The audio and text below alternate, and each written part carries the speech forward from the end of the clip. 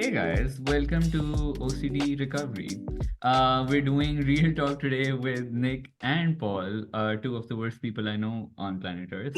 But I thought we would talk about how, not I actually, why am I taking credit? Paul. Uh, Paul suggested we talk about how anxiety is different or presents itself differently for every person because it literally is that way. And that's one of the things that drives a lot of OCD sufferers crazy because it's like, why don't I have the same symptoms as someone else? Like, why don't I have that kind of relatability with another OCD sufferer? So, and that's the thing that also then makes you feel incredibly alone as well. But anywhere where you guys think you want to get started on this, any points Yeah, that well, come to I you think I right think Paul probably would be a great person to start because Paul, can you explain like how the away? hernias kind of present, like how that started all of that stuff?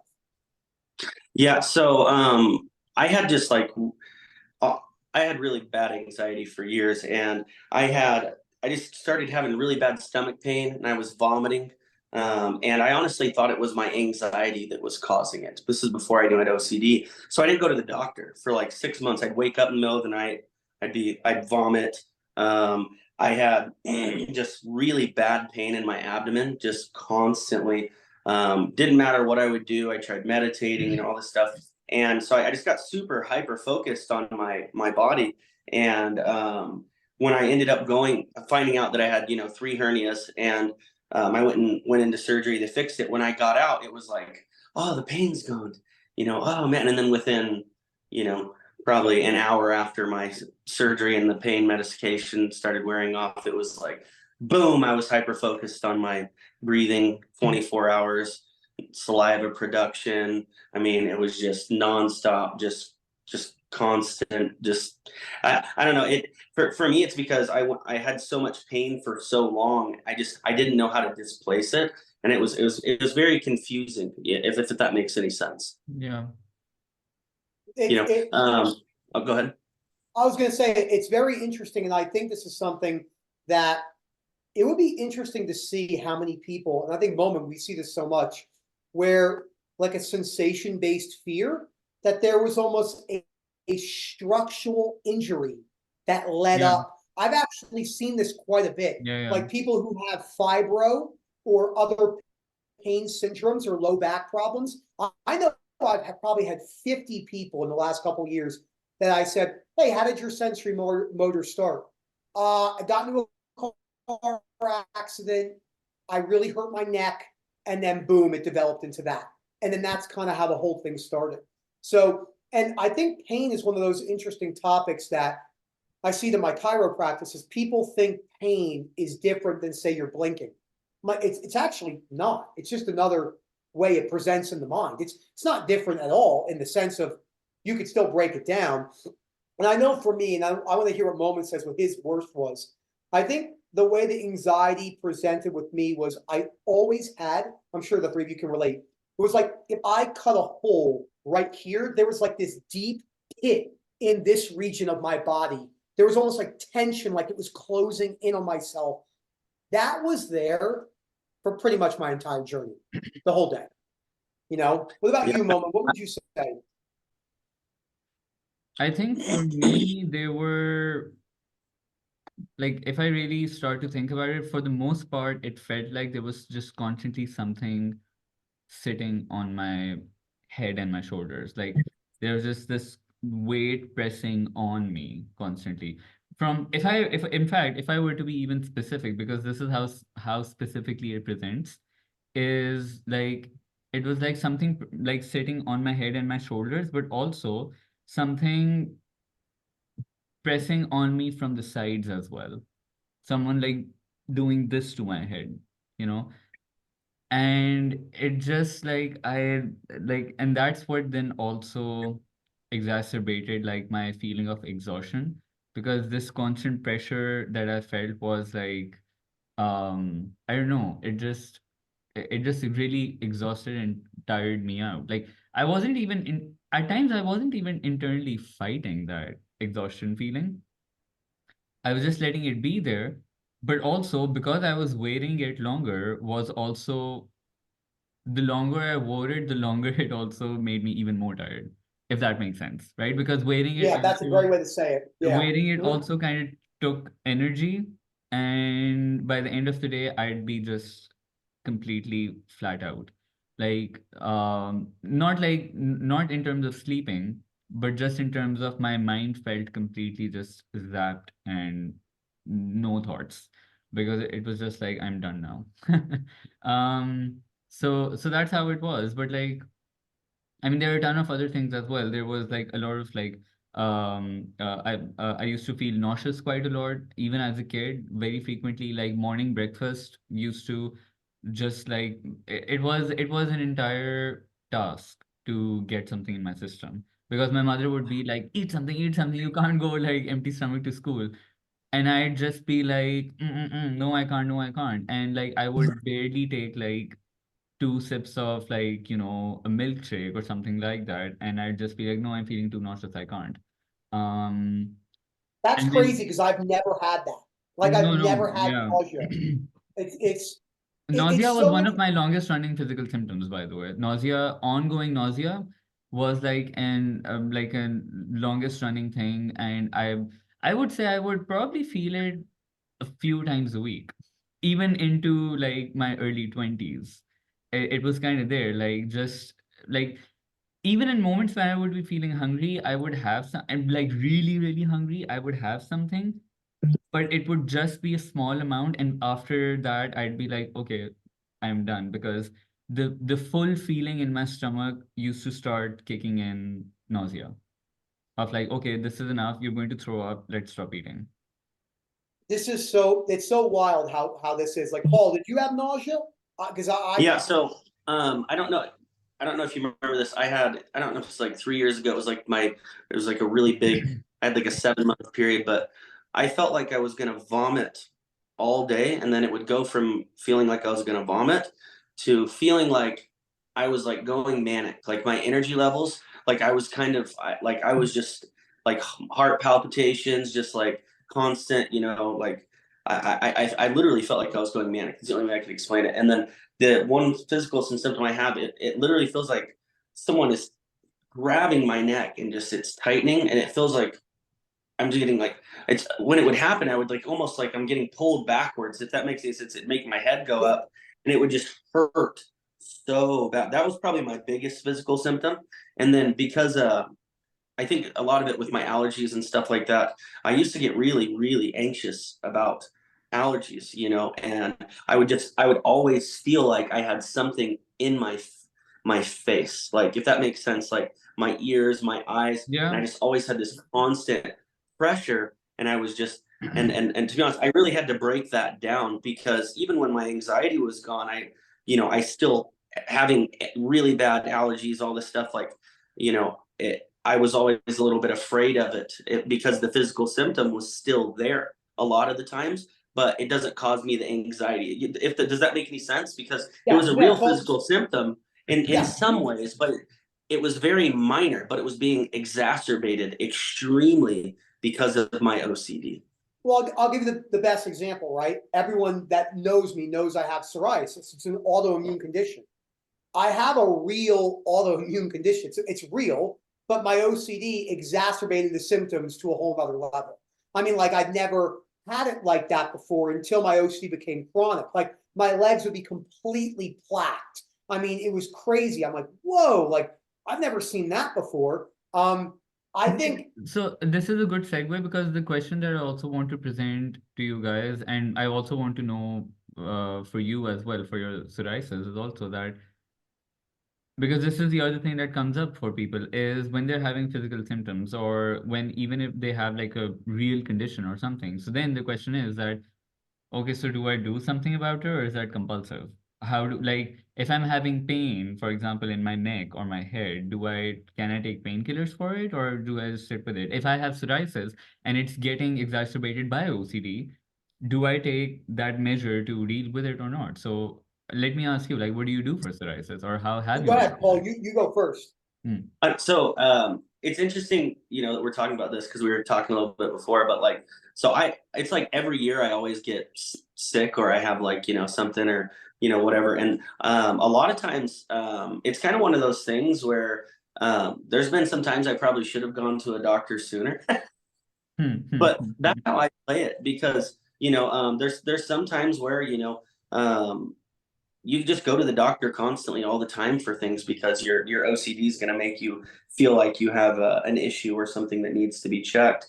And I think the way that you need to really play it is, like normal life, like in real life before doctors and all this medication, everything existed, people just lived their life when they didn't feel good and they were sick. And if it is something that persists for long periods, then yeah, it's probably something to go check out.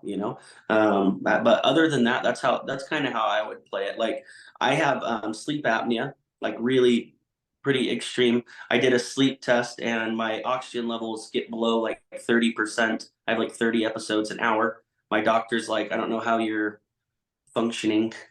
And I'm like, I'm I'm pretty good. He's like, That's really, wow, that's really bad sleep apnea. Holy crap. yeah, he told me that he said you're gonna have a stroke in your sleep and die probably before you're at 50. And I laughed and I was like, yeah, I was like, don't hold back, bro. Like, like come on, dude. Like, I was like laughing.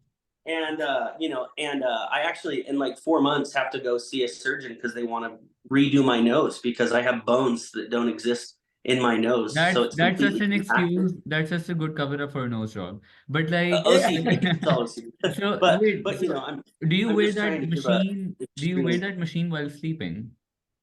No, I don't, which is really stupid.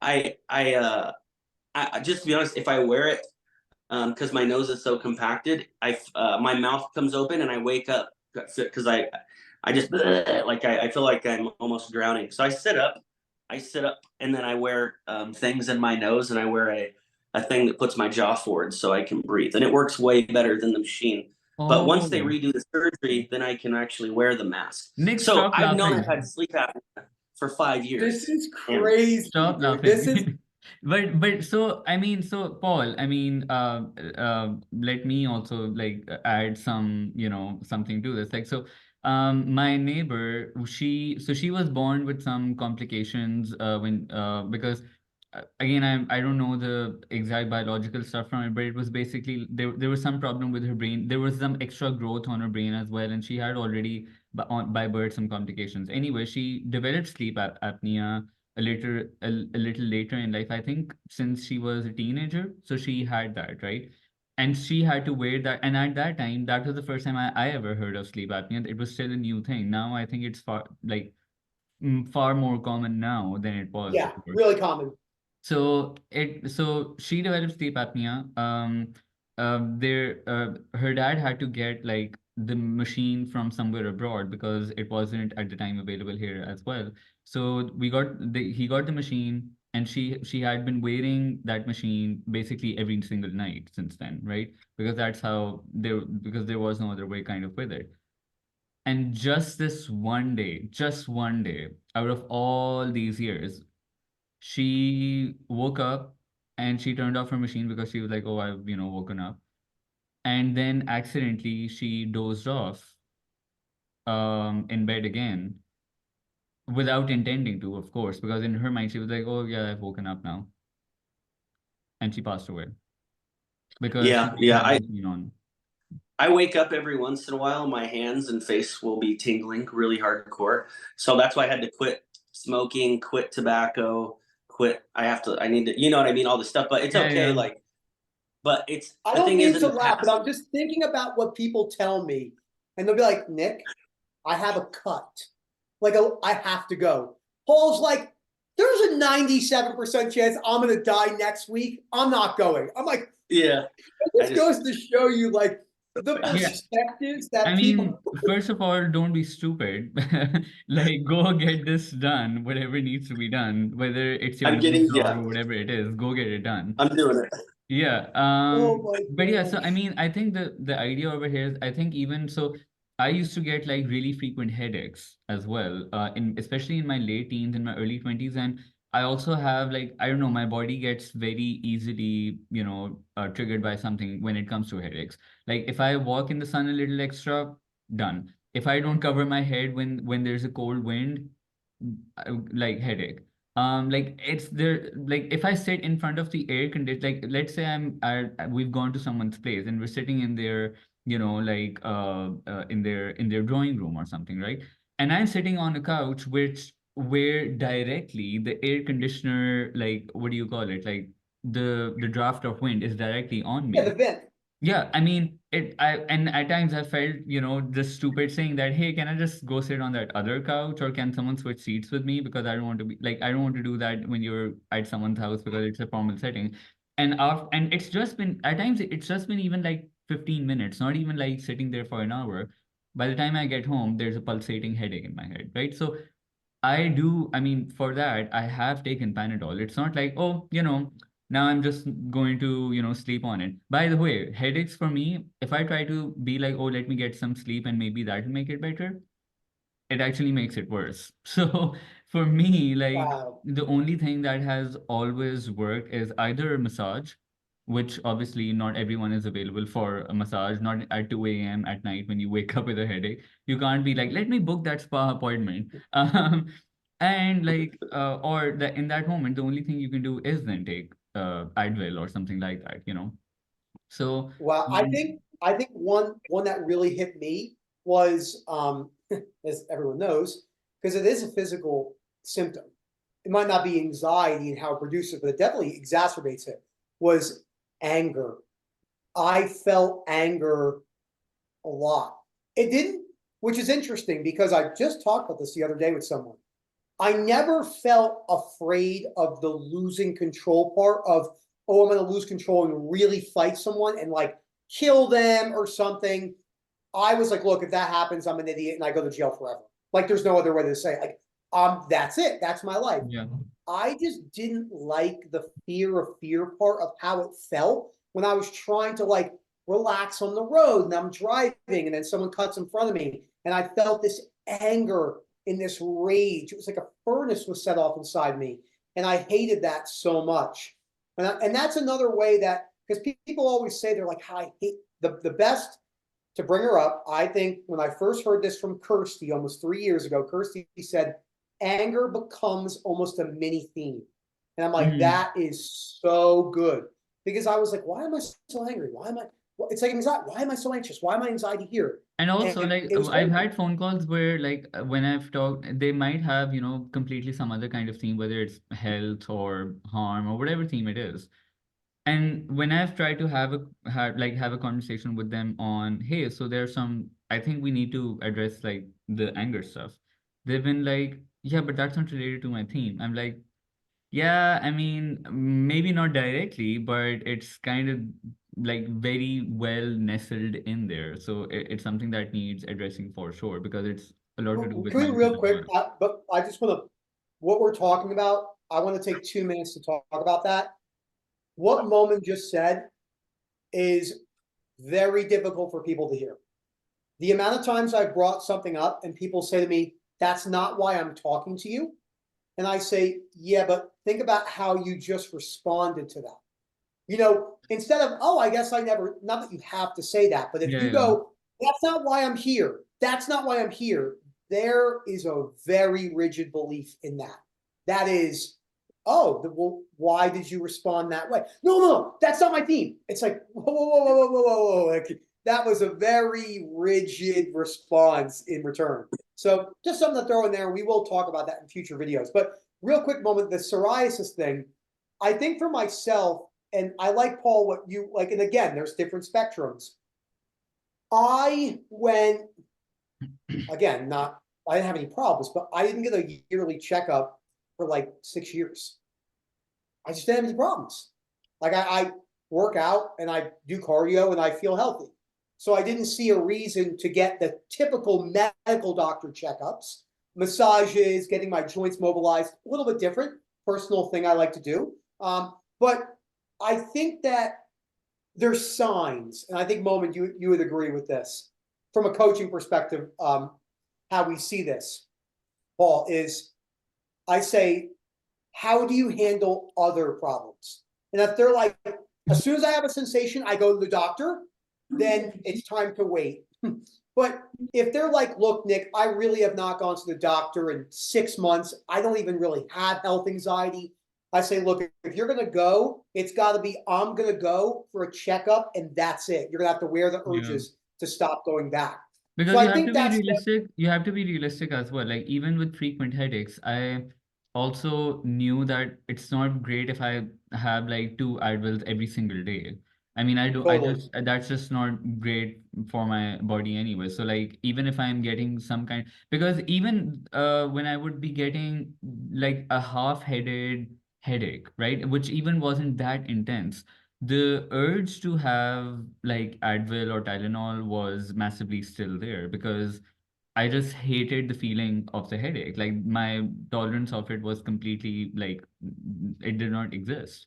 So in those moments, I really had to start teaching myself to be okay with it and not like then have a lot of pills. The same as with like Paul, of course. Like it's also unrealistic to be going to the doctor every single time a problem then shows up because if you have like 100 physical symptoms, especially with OCD and anxiety, you can't like you'll basically be then like living part-time in a clinic or a hospital, and that's just not doable. That's not great. That's also not great financially if we're also trying to be practical about it as well, because then you're Yeah, no, spending no, like absolutely. lots of money, like especially in the US, like the medical bills are like insane.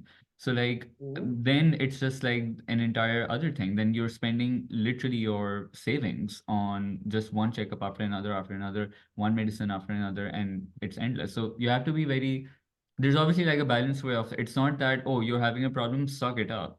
I mean to some degree yes, but also not to be like oh you can never go for thing for a checkup. And the one thing I want to also quickly mention as well is a lot of these things with physical symptoms, or even if you have like a real problem like psoriasis, or maybe you have a spine injury or something, at times you also have to play it by ear a little bit because it has to Mhm. be like a situation by situation kind of thing as well. You because your symptoms will not be exactly the same every single day, and the intensity of it will not be the same every single day. So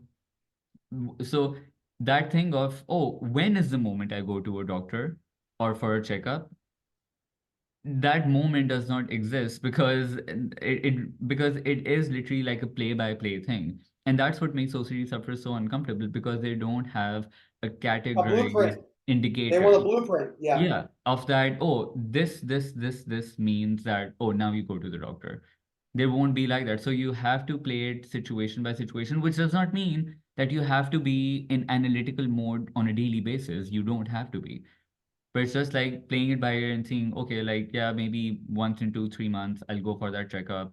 I'll maybe get that, those pills that my doctor has been recommending, blah, blah, blah. And then seeing how that goes. And maybe what the procedure that you do, like Paul, I think like procedure that you might do with your nose might not lead to obviously like really this like big change, but it can maybe relieve your symptoms maybe even by 50, 60%. And that's also good because OCD sufferers then want the complete eradication of like any lingering feeling or symptom. And that's the other bad mindset to have with this.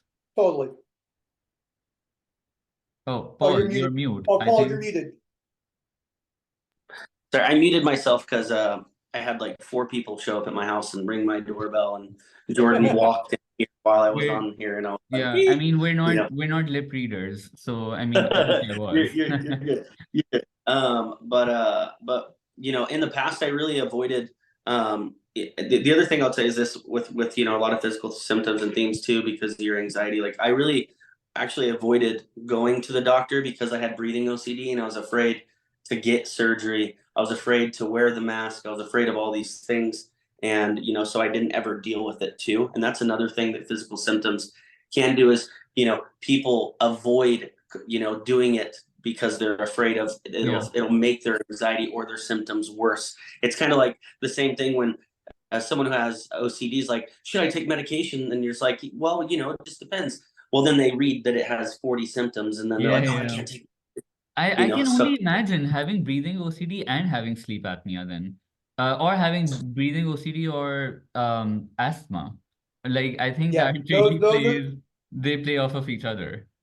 And I Yeah. think one thing too is, and this goes directly to loop around a different way. What you just said, Paul, was okay. Personally, I take no supplements. Why? I eat 3 balanced meals a day. I hike, I get outside, and I exercise. I don't see a need to take them. That doesn't mean I'm against them. I just tell people that once you go down the supplement rabbit hole, you have now entered an ocean of questions. And this can be a very big problem, like magnesium, vitamin D, ashwagandha, 5-HTP, melatonin. And then you're going down this rabbit hole, and I say, well, why don't you try working on recovery for a little bit without any supplements? Once you get a little bit more rational, then maybe add one at a time. But I've had numerous, like, I was in my dentist chair the other day. My dentist does not have OCD. And she was talking about all this stuff, and I could see how easy it is for someone to be hooked in on, because it is a feeling of like an ice bath, for an example. You are chasing a sensation, just like the gym. You're still chasing a sensation, Yeah. whether it's a healthy chase or not. And the supplement relief is the same principle. So I think it's just so important to state that if your belief is, if I know this X sensation forever and my life is ruined, I really don't care how much supplements you take. It will cut through that, like, very easily too. It's like, as Rob says, a hot knife through butter. And I see this with people, that I'm going to take this, I'm going to take that. And a lot of times I have to say, okay, well, see how it goes. And they might come back and then they're really depressed. They're like really down. It's like people that do transcendental meditation or different types of like neurofeedback, false promises. Then they come back and they say, oh Yeah. my gosh, I didn't change. I said, well, it's because what's not changing you is your belief. And I think that's the hardest thing about the physical symptoms is the entire medical system, as well-intentioned as it is here's my symptom, get rid of it. Passive. I want you to get rid of this for me, where it's like, it's a little bit more I complicated than also that. think that, I mean, I often say this to people as well. It's like that's also how humans have, just from a point of view of how societies have developed. Like, human beings now are in a position where they think that everything can bend to their will, right? Yes. Anything they want can be achieved exactly in the form and fashion they want it. Like, you can, like, if you, let's say you want to make a custom made photo album down memory lane for your like 10th anniversary with your partner, you can easily just send the material to someone and they can curate it exactly how you want it, and that's all. Like, you don't even have to go out of your way to do anything anymore, right? So unfortunately, that then automatically, because the brain is now wired to get everything custom made exactly how you want it to, so unfortunately that mindset then goes to mental health as well, that I can manufacture my mental health and my emotions and curate them exactly the way I want them. I can have them custom made. And then when it doesn't happen that way, it really frustrates people. And then the gap between like fantasy and reality is so much, then that's where like your anxiety is born and your disturbance is born. Yeah, and I think too, and this is something I do, Paul, in a lot of my calls. And I've been doing this, especially over the last 6 to 12 months more, is I've changed a little bit. I have a lot of compassion and empathy in how I deliver this, but I realized that I think saying this statement was important. I say, hey, I know you don't want to hear this because most people don't say this. Just expect your physical symptoms to linger for a couple years because they can't even wrap their head around that. They're like, well, like, what do you mean? Like, no, that's not, no, I want it gone in a month. I'm like, look, I'm going to be honest. From the day I met Rob in 2019, I had physical symptoms present 2 years after I'd finished the books and basically had no compulsions left. I mean, to some degree, they were much better, but they were still, I would wake up most days with a I little bit of a pain. I say the same about automatic mental compulsions. From the day I think I Totally. started working with Rob till 3 years later, that automatic mental chatter was constantly there. It took a good 3 years for that to kind of like And go. no one wants to hear that because you know Yeah. how it is, Paul. We all went to different Yeah. people. I mean, everyone I saw before I met Rob, I always tell people these people don't wake up in the morning more than likely, look in the mirror and they say, okay, I got, Nick Pinella's on my schedule today. How do I ruin his life? They might do that. It's just hard to really I understand. do that. Yeah, Moment does that. Moment Yeah. definitely does that. And then I we do that I to Rob. I schedule in like and pe like if people are like, hey, can you do 4 p.m. UK time? I'm like, no, I can't do 4 p.m. UK time. That's my ruining Nick's life hour. So And I got that in my schedule. 4 I, 4 p.m. How do I make sure Paul doesn't wear his CPAP and then doesn't wake up? Love yeah, Moment. basically. how do I destroy Sam's complete sense of self? Um, but I But think I one go ahead, sorry. Moment. One other quick I think physical symptom like that I also want to mention is that because for me anxiety also presented itself in like vibrations. Like I felt like head to toe, every single cell of my body was buzzing as like a vibration kind of thing, right? um some like the Flash does that like in in the movies, like sometimes he's just standing in one place and just vibrating. That's how it felt. And I think and it was so like I would be sitting with a friend and we would be having a conversation or whatever it is, and I would be feeling that vibration so much. It was so obvious to me. Like for me, I would be looking at my hands and physically they weren't moving, but I could almost see them moving, if that makes sense. Like because you're feeling that sensation of vibration and you feel your body just like in that mode. That's how it was like for many hours of the day. And there was nothing that I mean I could not have any Advil for that, right? Maybe I could have an Advil for a headache, but for my body vibrating, there was nothing I could do for that, nothing at all. And Yeah. those are some of the sensations that you also they're not like chronic, they're not painful, but they're very uncomfortable, and there's nothing you can do about it. Like even meds or even by the way, I took meds for like 2 months and then I was like, I kind of don't want them. Um, and My IBS, my yeah. IBS symptoms weren't painful. They Oh, just I were didn't know wrong. you have IBS. Oh, really bad. Oh, I didn't Really, know that. really bad. Okay. I Uh, literally don't think, I'm not kidding. This was even like going up to before it was chronic. I would say I had like a 5+ year period where I did not have I only had loose stools. Like it was so bad. Like, oh, dude. Oh, yeah. I get, you know how many women, Moment, this is good for any women that are watching this. Please bring this up on the calls. I know you're embarrassed. So many women are like, hey, look, I had a woman recently, like, look, these are the stomachs. I always have to bring it up where I'm like fishing. I'm like Yeah, fishing yeah, for yeah. information, because they don't want to bring it up, or they're like, yeah, I'm always gassy, or I Yeah, yeah. always have diarrhea. And I'm like, we can break this down, but I can't if you don't tell me. Even from a guy's perspective, by the way, I think that when it comes to, for example, relationships and dating, a lot of guys who have stomach problems are very embarrassed about it because they're like, what if we're Totally. being intimate and something comes out while I'm in the moment, or Yes. like, yeah, Yes. if I pass gas, or what if I get a loose stool or something like, I mean, things like that, because and Yeah. they avoid, or if like, what if my stomach grumbles while I'm in the moment, like. Yep. And so that's something that then they're like, and I work with like 2, 3 people like that actually who've avoided going on dates because they have IBS or, diarrhea or something like that.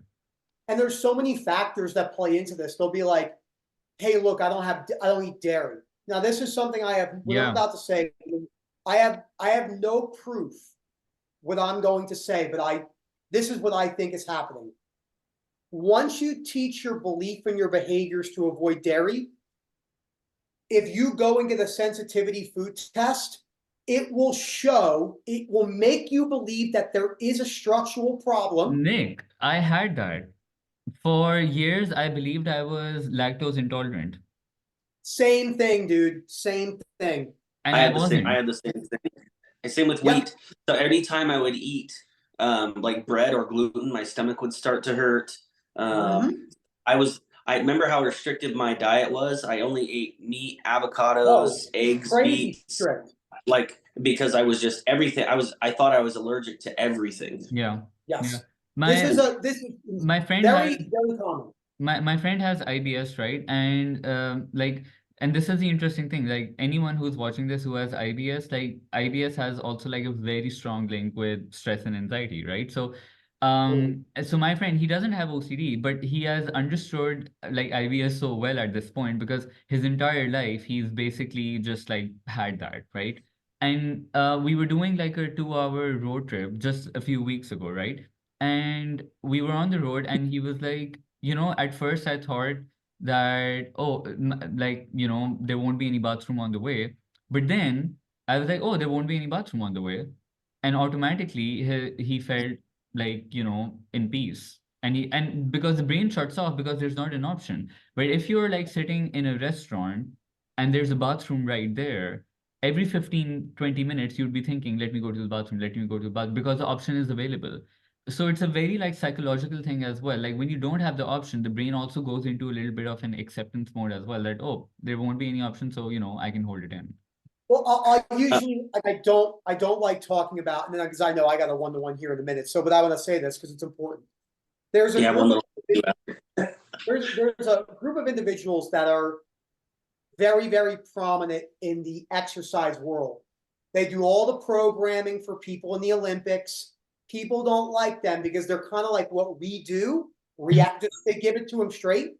When I was in my research mode, I read their new diet book, which was like 500 pages, and classic body dysmorphia. Well, when I got to the section, I'm like, oh wow, I'm not the only person that thinks that. They basically said these are very intelligent doctors. Unless you have celiacs or Crohn's, you have a real autoimmune condition where your body is in bad shape. They were like, basically, everyone who has a food sensitivity is primarily fueled by psychology.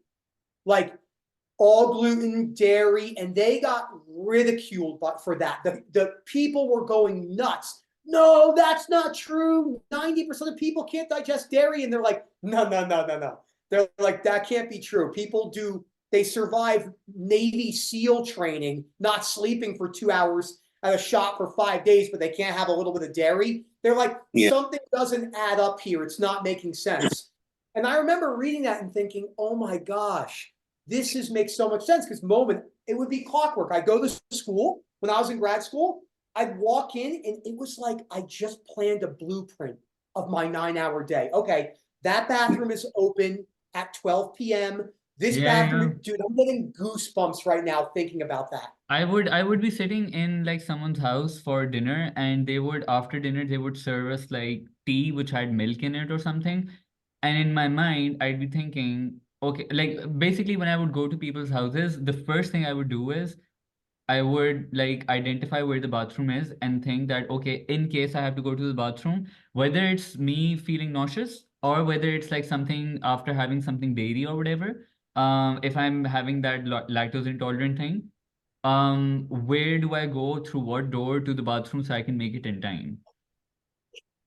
It's It's like we're insane. robbing a bank and you have like the blueprint of the bank. You're Exactly. like, Yeah. okay, I have to go this way. But anyway, guys, I gotta run. Paul, that Same was great. here. We should Hey, do another one. I got one little point that'll take like Yeah. 1 minute to Yeah, bring yeah. up, and I know because I gotta go too. But so the interesting thing about these physical symptoms too is like when you're really at a peak of your anxiety, especially maybe early on in your journey, or sometimes you can have really weird symptoms that don't make any sense, that aren't even related to fear. You're just sensitized. So I'll give you an Yeah. example. There's these bricks that we had at my house in South Dakota, and they were made of cocoa core. Used them, and I held one time, and I thought about the sensation of what it would be like in my teeth.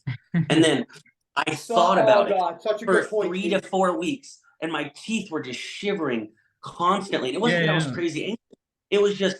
It was like, but they were just shivering all the time from morning to night. And I didn't freak out. And it was just there for like 3-4 weeks. It just went away. And it's just OCD can do that sometimes, just for no reason, something weird, something random. It'll just stick Yeah. and it'll just cling and just, Yeah. and just so people don't get too locked onto things. Sometimes it just does that, it's just the way it works. Time and patience with physical symptoms. Yeah, yeah, really good Yep. point. Yeah. 100% Sometimes I've thought of chewing floral foam. So I mean, yeah. Anyway. But yeah, again, we should do this again. There's so many other thoughts we all could have added, but Yep. yeah. Thank you both for making time. I'll see you Awesome. guys Thank around. you guys. All You guys right. are Peace awesome. out. Bye. Later. See you guys.